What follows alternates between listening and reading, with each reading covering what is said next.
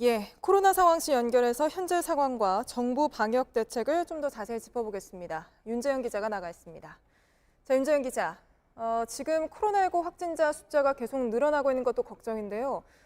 어디서 감염됐는지 정확히 알 수 없는 깜깜이 감염이라든지 위중, 중증 환자 수가 늘어나는 거 이런 것도 더 걱정인데 어떻습니까? 네, 먼저 이 그래프를 보시면 지난 2주간 나온 환자 2,400여 명 중 감염 경로를 조사 중인, 그러니까 제대로 알지 못하는 깜깜이 감염 환자 수가 전체의 20%를 넘습니다. 어제 기준으로는 16%였는데 또 한 번 크게 늘어난 거죠. 이 숫자는 정부가 깜깜이 감염 통계를 내기 시작한 4월 이후 최대치고 정부가 갖고 있는 감염 관리 목표치인 5%보다 한참 높은 숫자입니다. 깜깜이 확진자 비율이 높으면 감염 경로를 추적하기가 어렵고 그만큼 방역 관리도 힘들어질 수밖에 없습니다.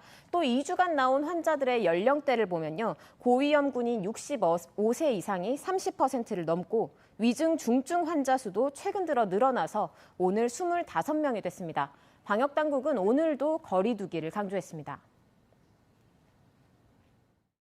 지금과 같은 위태로운 상황에서는 만약 이번 주말마저 혹시라도 일부에서라도 거리 두기가 제대로 이행되지 않는다면 그야말로 만회하기 어려운 위기 상황에 접어들 수 있습니다.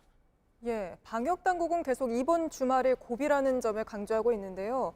내일부터는 전국의 거리 두기 단계가 2단계로 올라가죠?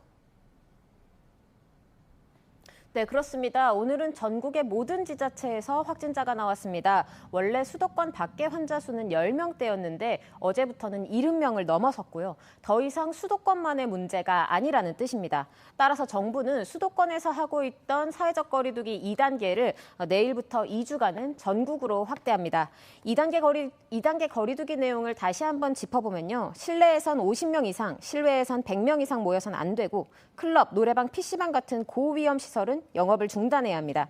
실내 국공립시설은 문을 닫고 스포츠 행사는 모두 관중 없이 이루어지게 됩니다. 이번 주말 확산세에 따라서 최고 단계인 3단계까지 격상될 수도 있습니다. 예, 전국 곳곳에서 산발적인 감염도 계속 나오고 있지 않습니까? 네, 강원도 원주에선 체조교실에서 확진자가 오늘도 8명 늘어나면서 전체 18명이 됐고 N차 감염도 이어지고 있습니다. 서울 CGV 용산점에서는 아르바이트생이 확진되면서 영화 상영이 중단됐고 맥도날드 서울역점과 스타벅스 서울역 동자동점 직원도 확진됐습니다. 삼성전자 화성사업장과 충남 아산 삼성 디스플레이 공장에서도 확진자가 나왔고 일산 쿠팡 배송센터도 확진자가 다녀가면서 폐쇄됐습니다. 서울 노원구 수락중과 중랑구 동원중에서는 학생이 확진돼서 600여 명이 검사를 받고 있습니다. 예, 여기까지 듣겠습니다. 코로나 상황실 윤재영 기자였습니다.